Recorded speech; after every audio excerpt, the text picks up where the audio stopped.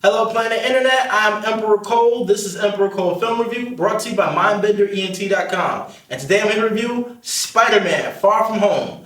Now, this is going to be a spoiler review, so I'm going to speak as though you've seen the actual movie. If you haven't seen the movie yet, definitely go get your ticket, go take that trip, and then come back and check this movie out. For everybody else, let's get ready to take this journey together. Let's go far and beyond to Europe and back with Peter Parker, our favorite web slinger. Let's go!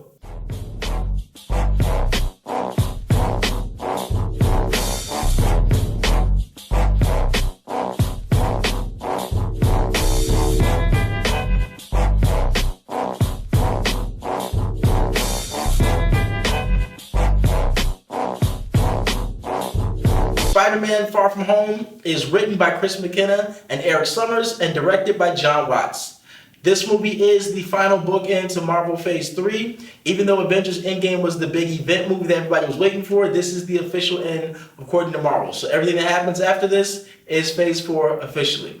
So now, I love the fact that this movie opens up with the documentary where you have the high school kids talking about the snap, aka what they call the blip, and it's talking about people being gone for 5 years. This movie picks up 8 months after the events of Avengers Endgame, and it's showing the effects of the world. There's several scenes where you have people talking about when they came back or when people blip back into existence, how they were gone for 5 years and how that affected them coming home or just reappearing back in their apartment. Also, I believe there's even a scene where Aunt May is talking about when she showed back up to her apartment and the people who were currently living there, the wife thought she was some kind of a mistress or something like that. So I like that they addressed this stuff right off the bat. Even with the character Bradley or Brad, he was a young kid when they were all originally snapped out of existence. And when they come back, it's 5 years later. Bradley is the same age as Ned and Peter Parker. And now he's this guy that a lot of women are after and a lot of women find him to be attractive. And he's also the guy who's competing for Mary Jane Watson with Peter Parker. There was heavy internet speculation long before this movie came out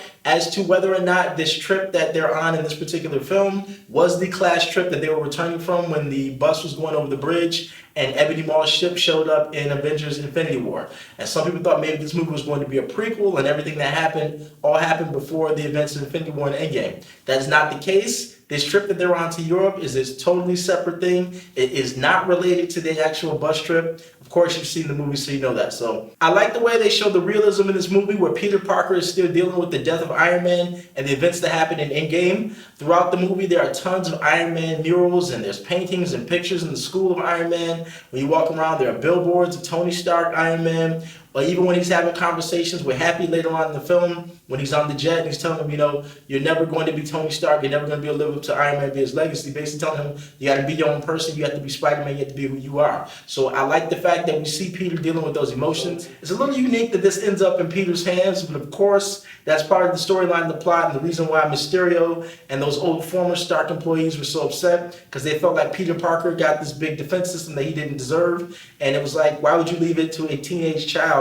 To like something that's this expensive, something that's this important, why would you leave it to him? And of course, Tony left it to Peter because he felt like Peter would be the best person to safeguard it. And of course, Peter got completely duped by Mysterio, aka Quentin Beck, when he saw that he felt like he was a hero. Of course, it's all the illusions and the story about him being from another dimension, another Earth, and him trying to save the planet from the elementals and all that. So I like the way they did that, but one thing I will say that I think they need to do a little bit better job of is when it comes to these villains that Peter Parker or Spider-Man has been facing, the same as in Homecoming as in this movie, these villains that he's squaring off against Mysterio and him when he went against Vulture in the first one, these are people who have problems with Tony Stark. They're not necessarily, even though these are Spider-Man characters, their beef is with Tony Stark. It's not necessarily with Spider-Man. So it seems like they need to come up with storylines where these people could have some kind of problem with Peter directly or some kind of problem with Spider-Man particularly. I enjoyed the way this movie stayed very true to the Peter Parker character. And what I mean by that is Peter is only like 15 or 16 years old.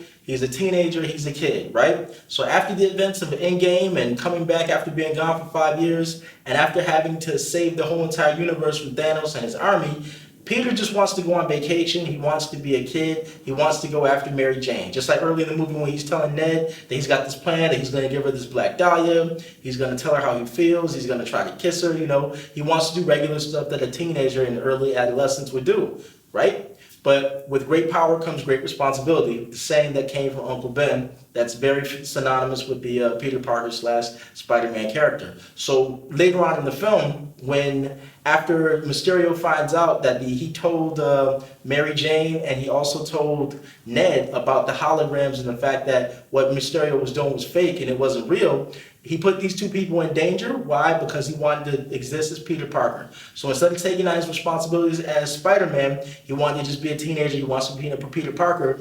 But with great power comes great responsibility. You got to be Spider-Man. You got to take on that stuff. You have to carry that weight on your shoulders, which is something, like I said, that's the Spider-Man character in the comic book over the years and in the cartoons in the early 90s and the early 2000s. You see that his personal life is always taking a hit because he has to be Spider-Man.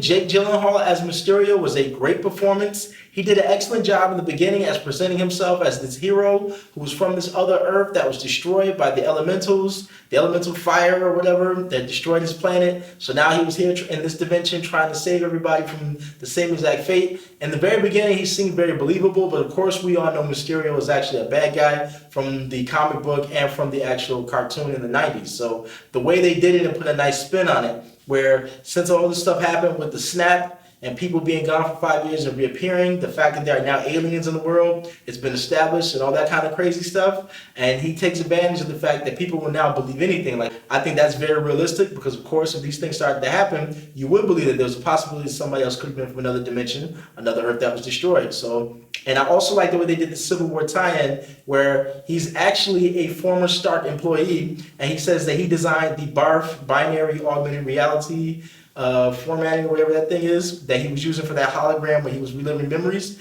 So he's saying that he's the person who designed that. He came up with it. He invented it. And he's saying that Tony Stark took credit for it. And then Tony decided to use it for like his own personal therapy. And he was really upset about that.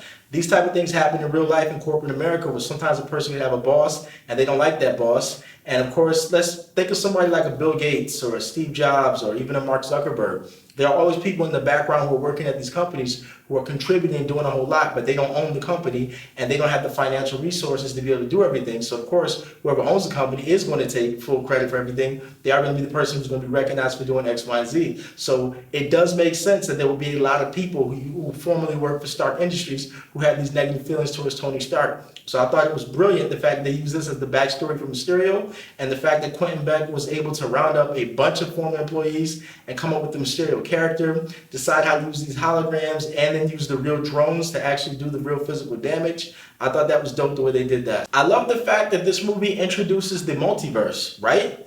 That there could be several different universes which are slightly different from each other. But since Quentin Beck was lying and it was all the story that was made up by the guy he had writing the storyline, does that mean the multiverse does not exist in the MCU? Is it going? But then again, actually, now that I really think about it, Doctor Strange mentioned the multiverse in his movie, and he talked about how there were different dimensions and all that. So I guess that actually means the multiverse actually does have to actually exist. Now that I think about it, that's real. Yes, Doctor Strange did mention it. So since Doctor Strange mentioned the multiverse in his movie, yeah, it has to be real, right? Once again, I thought they did a very good job with the comedy in this film, where they did a good job at adding enough humor where it wasn't overpowering and it wasn't too much. For example, Deadpool 2, in my own personal opinion, Deadpool 2 has too much comedy in it, and that kind of brought the movie down. So this is Spider-Man's sequel movie, and there is good comedy in this film, but it's not too much comedy, and they didn't overdo it. Of course, granted, Spider-Man's comedy and Deadpool 2's comedy are two totally different types of humor, but just to illustrate my point so you get what I'm saying. Ned goes from wanting to be bachelors in Europe and trying to get with European women to now he's suddenly in this amazing relationship. He says, oh, those are the words of a kid, you know, but when they first took off from America, and now he's a man and he met a woman. That was pretty funny. I like the way they did that. And they're calling each other babe at the end of each sentence, and that's kind of annoying, but at the same time, it's hilarious, you know. I love the way they did that. One thing I will say I feel like they should have did different, the chemistry between the Mary Jane character, the way they have Zendaya playing her where she's so morbid and into death, and she's like this emo, almost gothic type chick. That characterization of Mary Jane does not seem like it would really match this version of Peter Parker the way they had them. So the love story between the two of them gets a little awkward with the way they're characterized, in my own personal opinion. But the fact that they're making characters smart enough to be able to figure out when this person's not around and this other character and hero shows up, maybe this person, they can connect the dots on their own and figure out who's who. So I like the fact that they did that, but the fact that MJ and Brad were able to kind of figure out that something wasn't quite right with Peter disappearing, I feel like they're not going to be able to hide Spider-Man's identity for too long and make it realistic. And then, of course, there's the end credit scene where Mysterio puts out the video, and Mysterio flat out says that Peter Parker is Spider-Man, and of course he has to deal with that. Peter's on the light pole after he puts MJ down from swinging around the web, hanging out with her, and he's like, what the, now his secret identity's out there. And even though we get J. Jonah Jameson, who's out there saying it, and they made the Daily Bugle seem almost like it's an Alex Jones type of website type of deal on the internet. The fact that this information is now out there means people are going to be looking and checking to see, is Peter Parker really Spider-Man? So they're going to have to come up with something. Maybe some other superhero who has the ability to look like people, a shapeshifter. There it is right there. The Skrulls are probably going to have to actually help Peter out with that. Wow, that's crazy. So, of course, there was the reveal that Maria Hill and Nick Fury were not really them. They were actually Skrulls, Talos and his wife the whole entire time. More than likely in the next Spider-Man film or in the next Avengers or what have you, that's probably what they're going to do to try to explain that Peter Parker isn't really Spider-Man. One of them will probably play the role of Spider-Man, and then Peter will just be himself, and they'll be on screen at the same time. So that's my guess of what they're going to do. The action sequences in this movie were great. The special effects, of course, top-notch, grade A.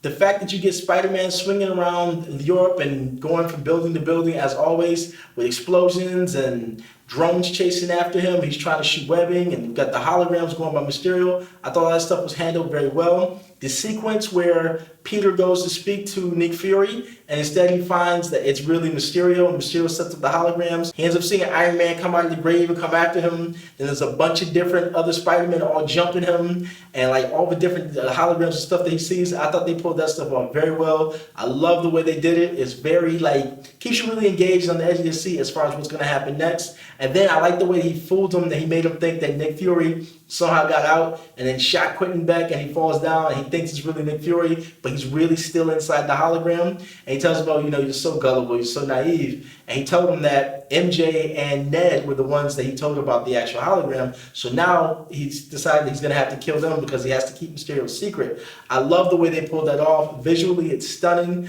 Like I said, this is the type of stuff, this is what we go to see these movies for. Not only to have the captivating storyline, but of course the visuals, especially when you hear that Mysterio is going to be the villain in this particular film. And of course, with the end credit scene, we see Nick Fury is actually on a Skrull spaceship, and of course they're out in space. And he goes from being on like a beach type of hologram type deal to then looking for his shoes. He's walking around barefoot saying, who's got my shoes? They're showing that the cosmic threat is what they're more worried about right now. So Fury is now leading, I guess, a space or cosmic version of S.H.I.E.L.D., or maybe even now he's just running with Captain Marvel, and they're trying to keep the whole entire universe safe. So I think that's kind of got to do with the division of how Phase 4 is going to be handled with Marvel. They're going to be the Earth-based local threats, and then there's going to be the big cosmic universal threats. I think they're going to separate it like that. So now it's time for me to give Spider-Man Far From Home a score on the MindBender movie meter. I enjoyed this film a whole lot, as you can tell. I'm going to have to give this movie a score of 91%. Spider-Man Far From Home, 91%. This is a good film. It's full of action, very good storyline. It's definitely something that you can bring your kids to, and it's definitely something that's fun for the whole entire family, while it's true to the Marvel brand and it's right in line, and it's a great bookend to the Marvel Phase 3. So this has been the Emperor Cole Film Review for Spider-Man Far From Home. If you enjoyed this review, definitely subscribe to this YouTube channel. Make sure you share this video all on your social media. Make sure you follow MindBender Entertainment at mindbenderent.com, the official website. Follow us on Instagram at mindbender_entertainment. Check us out on Facebook at facebook.com/mindbender entertainment. Of course, check us out on Twitter at mindbenderent. And of course, like I said, make sure you follow us on all the social media. And remember, the future is now.